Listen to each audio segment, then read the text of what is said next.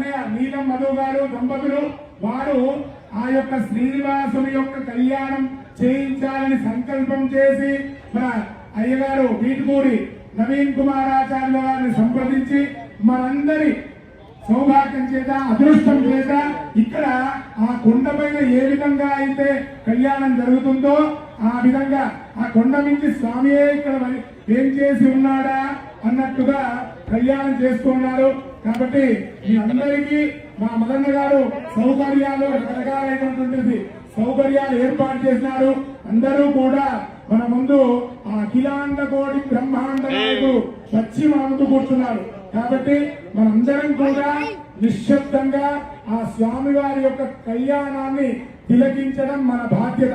కాబట్టి ఇప్పుడు కళ్యాణోత్సవం ప్రారంభమవుతున్నది. అందరూ కూడా శ్రద్ధగా చూస్తూ ఉండండి. జై శ్రీనారాయణ.